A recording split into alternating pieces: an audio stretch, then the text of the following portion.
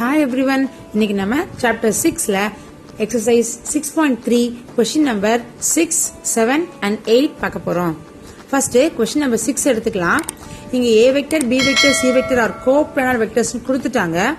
ஒரு expression கொடுத்திருக்காங்க that is equal to 0 vector நம்ம prove பண்ணனும். First நம்ம left hand side எடுத்துக்குவோம். A vector cross B vector cross C vector cross D vector இருக்கு left hand sideல. நம்ம இந்த A vector cross B vector P vector எடுத்துக்குவோம்.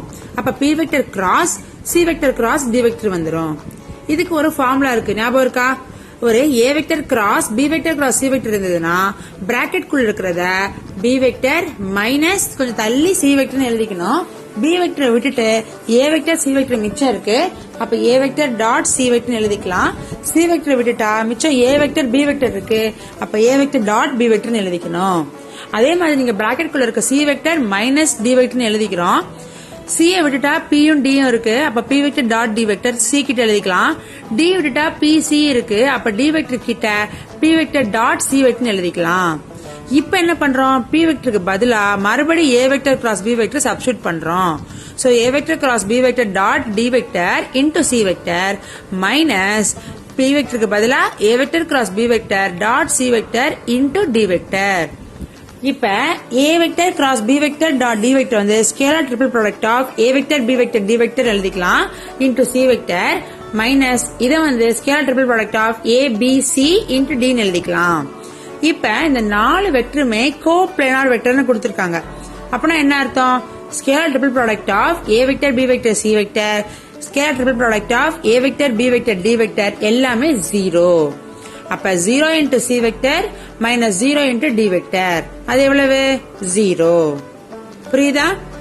So நம்ம left hand side is equal to right hand side நம்ம prove பண்ணியாச்சு. புரியுதா? இப்போ நம்ம 7th problem போலாம். இங்க A vector B vector C vector கொடுத்திருக்காங்க. அதே மாதிரி ஒரு expression கொடுத்திருக்காங்க. Find LMN. இது பெரிய விஷயமே கிடையாது. ஃபர்ஸ்ட் லெஃப்ட் ஹேண்ட் சைடு எடுத்து அதோட வேல்யூ கண்டுபிடிச்சிக்கலாம். ஓகேவா? A vector cross B vector cross C vectorல ஃபர்ஸ்ட் பிராக்கெட் குள்ள கண்டுபிடிச்சிக்கலாம். ஃபர்ஸ்ட் ரோ வந்து I cap J cap K cap. Second row B vectorோட IJK coefficients. Third row C vectorோட IJK கோஎஃபிஷியன்ட்ஸ் எழுதிக்கிறோம். எக்ஸ்பேண்ட் பண்றோம். I cap into row 1 column 1 விட்டுட்டு -1 into 1 -1 -2 into 1 -2 minus J cap into row 1 column 2 விட்டுட்டு 2 into 1 2 -3 into 1 3 plus K cap into row 1 column 3 விட்டுட்டு 2 into 2 4 -3 into -1 -3 plus 3 ஆயிரும். So -3 I cap plus J cap plus 7 K cap வந்துருது. இப்போ A vector cross B vector cross C vector கண்டுபிடிக்கலாம். First row as usual I cap J cap K cap. Second row A ஓட IJK coefficients 1 2 3.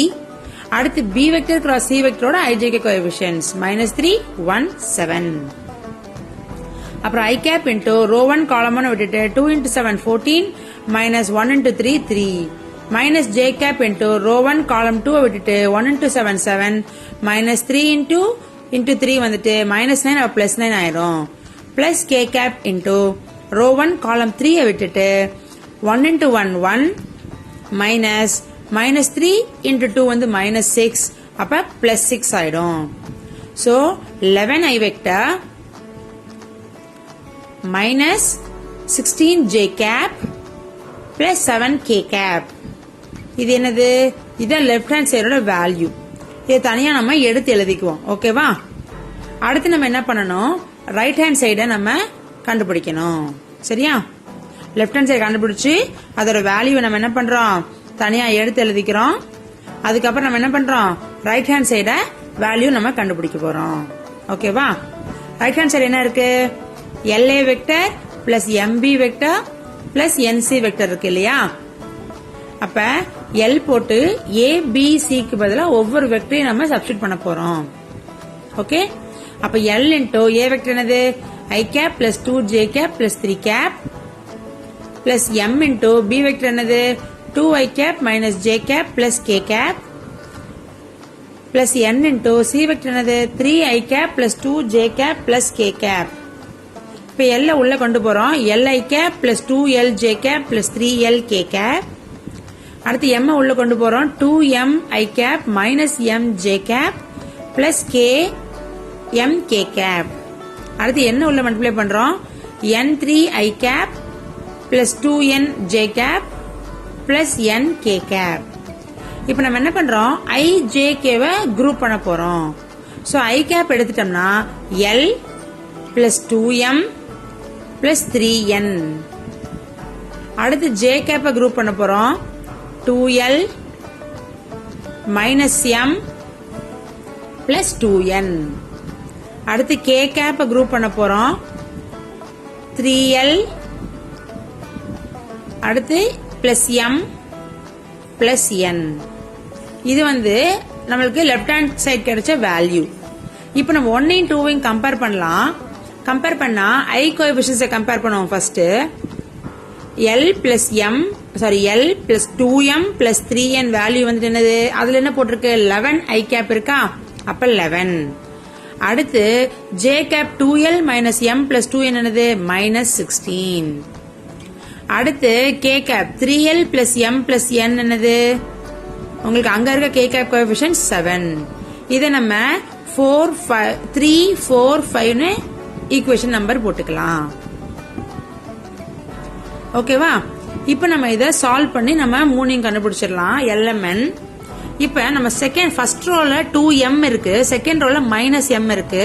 So second ரோவை 2ஆல multiply பண்ணி add பண்ணா m போயிடும் இல்லையா? So third equation அப்படியே எழுதிக்கிறோம். Fourth equation into 2 பண்றோம். So 2l into 2 4l minus m into 2 minus 2m 2n into 2 plus 4n equal to minus 16 into 2 minus 32. இப்ப 2m cancel ஆயிரும். So 5l plus 7n equal to 11 minus 32 minus 21. இது sixth equation வச்சுக்கலாம். அடுத்து fourth ஈக்குவேஷன்லயும் fifth equation பாத்தீங்கன்னா minus m plus m இருக்கு. அப்படியே add பண்ணா நம்மளுக்கு m போயிடும் இல்லையா? சோ 4 பிளஸ் 5 பண்றோம். So 2l plus 3l 5l m minus m cancel ஆயிரும். 2n plus n 3n minus 16 plus 7 minus 7. அப்ப 5l பிளஸ் 3n மைனஸ் 9 கிடைக்குது. இது செவன்த் ஈக்குவேஷன். இப்போ நம்ம என்ன பண்ண போறோம்? Sixth equation minus seventh equation பண்ண போறோம். அப்ப சைன்லாம் சேஞ்ச் பண்ணணும் இல்லையா? சோ சைன் சேஞ்ச் பண்ணா உங்களுக்கு 5l மைனஸ் 5l கேன்சல் ஆயிருது. 7 மைனஸ் 3 4n 21 பிளஸ் 9 எவ்வளவு வரும்? 12 வரும். மைனஸ் 12. அப்ப n is equal to minus 12 by 4. அப்ப n equal to minus 3. இப்ப n வேல்யூ மைனஸ் 3 கிடைச்சிருச்சு. இது என்ன பண்றோம்? ஸ்ட்ரைட்டா சிக்ஸ்த் ஈக்குவேஷன் சப்ஸ்டிட்யூட் பண்றோம். ஓகேவா? சிக்ஸ்த் ஈக்குவேஷன் என்னது? 5l பிளஸ் 7 இன்டூ n பதிலா மைனஸ் 3 ஈக்குவல் டு மைனஸ் 21. இப்ப 5l minus 21 equal to minus 21. இப்ப 5l equal to minus 21 plus 21 0 ஆயிடும். அப்ப l ஓட வேல்யூ 0. இப்ப l தெரியும், n தெரியும். இது ரெண்டையும் அப்படியே தூக்கிட்டு போய் தேர்ட் ஈக்குவேஷன் சப்ஸ்டிட்யூட் பண்ணலாம். பண்ணா நமக்கு என்ன கிடைக்கும்? m கிடைச்சிரும். சரியா? l equal to 0, n equal to minus 3 third ஈக்குவேஷன்ல சப்ஸ்டிட்யூட் பண்றோம். அப்ப l plus 2m plus 3n equal to 11. அப்ப 0 plus 2m plus 3 into minus 3 equal to 11. அப்ப 2m minus 9 equal to 11. 2m equal to minus 9 அந்த பக்கம் plus 9 ஆயிரும். அப்ப 20 ஆயிடும். அப்ப m is equal to 20 by 2 10 கிடைச்சிரும். அப்ப l equal to 0, n equal to minus 3, m is equal to 10. நம்மளுக்கு மூணு வேல்யூஸ் நம்மளுக்கு கிடைச்சிருச்சு. புரியுதா? இப்ப நம்ம 8th क्वेश्चन போலாம். a cap, b cap, c cap are 3 unit vectors. b cap and c cap are non-parallel னு கொடுத்துட்டாங்க. நம்மளுக்கு a cap cross b cap cross c cap equal to half b cap னு கொடுத்திருக்காங்க. Find the angle between a cap c cap. இப்ப a vector cross b vector cross c vector equal to half b vector னு கொடுத்திருக்காங்க. கரெக்ட்டா? Left hand சைடுல formula use பண்ணி expand பண்றோம். Bracket குள்ள இருக்கிறத b vector minus c vector எழுதிக்கிறோம். b விட்டுட்டா ac இருக்கு. அப்ப a vector dot d vector c vector.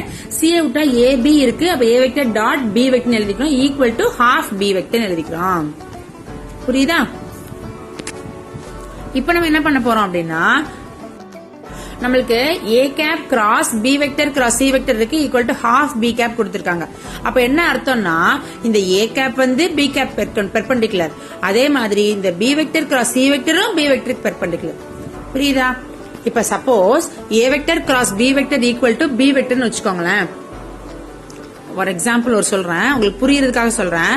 இப்ப ஒரு a vector cross b vector வந்துட்டு c வெக்டருக்கு இருக்குன்னா ஈக்குவல் டு c வெக்டர் அப்படின்னா a வெக்டர் வந்து c வெக்டருக்கு பெர்பெண்டிகுலர், b வெக்டரும் c வெக்டருக்கு பெர்பெண்டிகுலர். அதே மாதிரி தான் இங்க a வெக்டர் வந்து b வெக்டருக்கு perpendicular, b vector cross c வெக்டரும் b வெக்டருக்கு பெர்பெண்டிகுலர். புரியுதா? இப்ப a வெக்டர் வந்து b வெக்டருக்கு பெர்பெண்டிகுலர் என்ன அர்த்தம்? ரெண்டுக்கும் ஆங்கிள் வந்து 90 டிகிரின்னு அர்த்தம். கரெக்டா? கரெக்டா? a வெக்டர் வந்து b வெக்டருக்கு பெர்பெண்டிகுலர்னா ரெண்டுக்கு நடுவுல இருக்க ஆங்கிள் என்னது? 90 டிகிரி. இப்ப a டாட் c எப்படி பண்ணலாம்? mod a vector mod c vector into cos theta எழுதலாம் இல்லையா? இன்டு b வெக்டர், அது ஏற்கனவே இருக்குது b வெக்டர் மைனஸ் இந்த பிராக்கெட் குள்ள இருக்கிறது என்னது? a vector dot b vector. அப்ப modulus a cap modulus b cap into cos theta. இது வந்து cos தீட்டான்னு வச்சுக்கலாம், இது cos தீட்டா வச்சுக்கலாம் into c cap equal to half into b cap.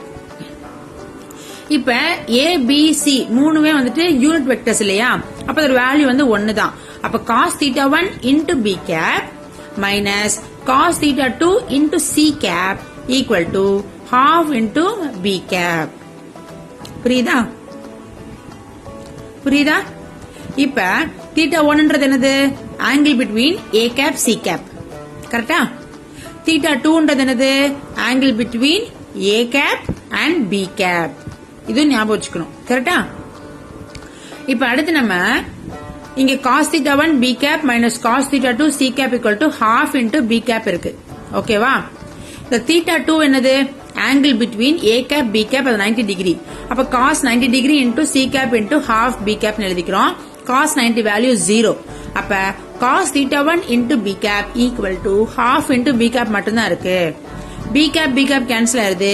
cos theta 1 equal to 1/2, theta 1 equal to cos inverse of 1/2. அப்ப pi by 3 வரும். ஓகேவா? அப்ப ஆங்கிள் பிட்வீன் theta 1 என்னது? a வெக்டர் c வெக்டர் நடுவுல இருக்க ஆங்கிள் இல்லையா?